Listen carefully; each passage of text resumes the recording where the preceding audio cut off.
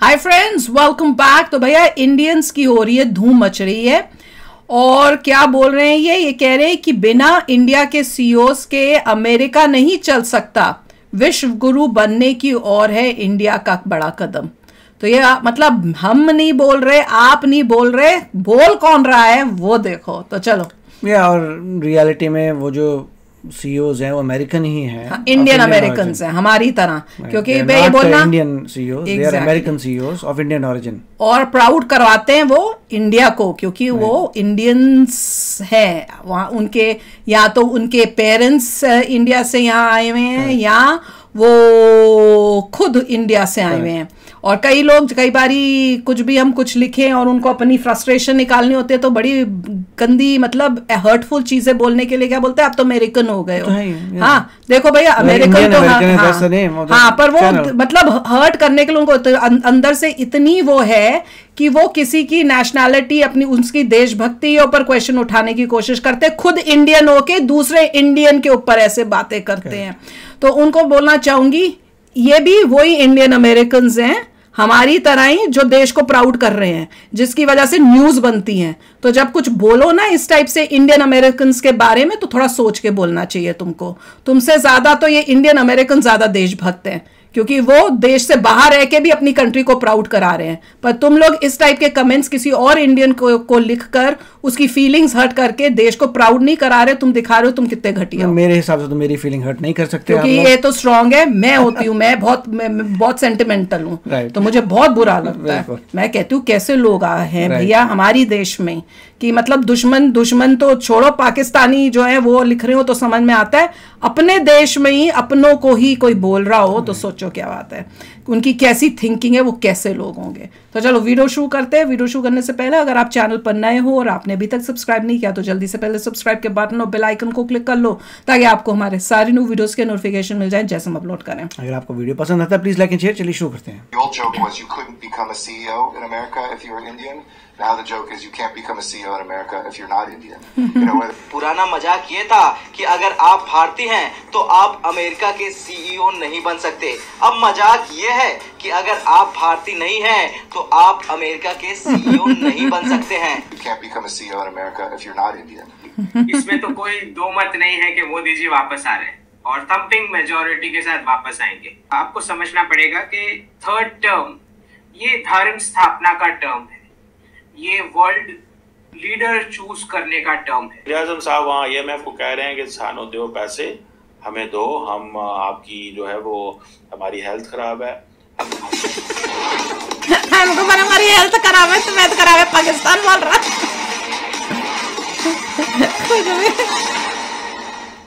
भारत में अमेरिकी राजदूत एरिक गारसेटी ने टॉप अमेरिकी कंपनियों में नौकरी पाने का ख्वाब देखने वाले भारतीय IT छात्रों और अन्य पेशेवरों की तारीफ की है। उन्होंने कहा, आज ऐसी स्थिति है कि फॉर्च्यून 500 कंपनियों के 10 CEO में से एक भारतीय अप्रवासी है जिसने अमेरिका में पढ़ाई की है।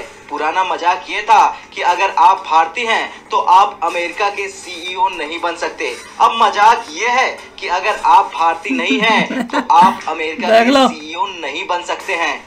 इसमें तो कोई दो मत नहीं है कि मोदी जी वापस आ रहे हैं और थम्पिंग मेजॉरिटी के साथ वापस आएंगे। आपको समझना पड़ेगा कि थर्ड टर्म तो ना ये धर्म स्थापना का टर्म, देखते हैं ये वर्ल्ड लीडर चूज करने का टर्म है और मुझे नहीं लगता कि इसमें कुछ चेंज आना है। इनफैक्ट प्रधानमंत्री जी का नारा जो है कि 400 पार NDA का अलायंस, जिस प्रकार से वर्क हुआ है लास्ट 10 इयर्स में और जिस प्रकार के रिफॉर्म्स की प्रॉमिस की जा रही है कि प्रधानमंत्री जी 1000 साल की बात कर रहे हैं, वो बोल रहे हैं 1000 साल तक के लिए भारत को जो भी कुछ जरूरत पड़ता है उसके फाउंडेशनल चेंजेस ये थर्ड टर्म में किए जाएंगे।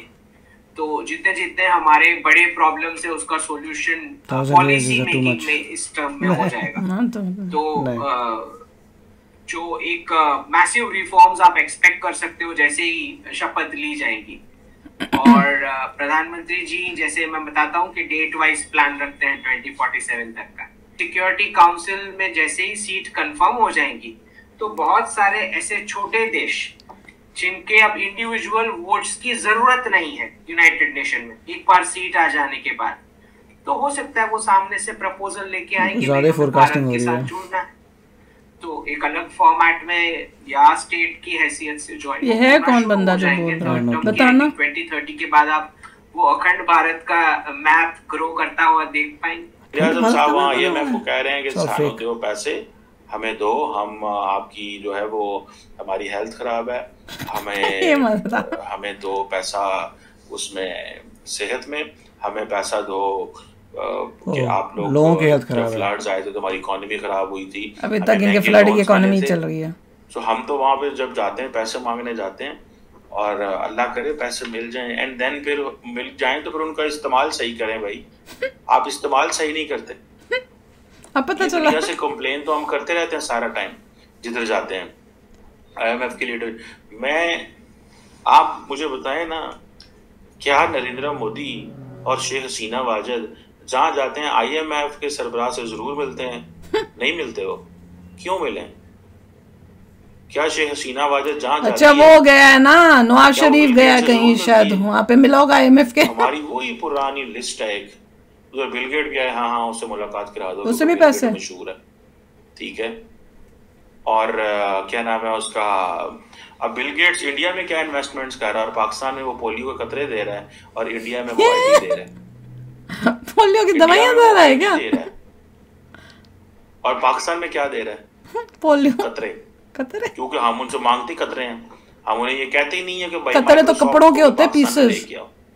तो अच्छा डॉक्टर, इसके अंदर दो बातें हैं। एक तो ये कि क्या आप नहीं समझते कि ये एक बहुत एम्बिशियस प्लान है, और जाहिर है कि चले आप ये कह रहे हैं कि जो सोच है वो नेक्स्ट 5 इयर्स में इस तरह की ये जो है ना रिफॉर्म्स की जाएंगे, लेकिन होते होते तो 1000 साल जो है इसको बड़ा टाइम लगेगा।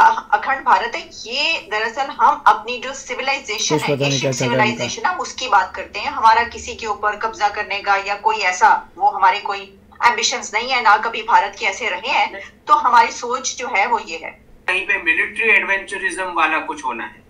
तो मुझे जो समझ में आ रहा है, चाहे वो श्रीलंका हो, चाहे वो बांग्लादेश हो, चाहे वो भूटान हो, चाहे यानी आप ये कह रहे हैं कि जो पाकिस्तान है को वो होगा खुशहाल उसको बना देंगे, वो ऐसा कर देंगे कि ये कंट्रीज ये कहेंगे कि भाई ये जो ऐसी जो इकोनॉमी है हमारे उधर भी आए तो हम भी जो है वो इसके अंदर अपना जो है वो शामिल, ठीक है। बहुत साफ बात है ना। उसको डर ये लगा हुआ था कि इंडिया कहीं अटैक करके अखंड भारत में वो अटक गई थी, जहां तो मुझे समझ में आ रहा है कि भैया क्या वो अटैक करेगा इंडिया और सबको इकट्ठे कर लेगा।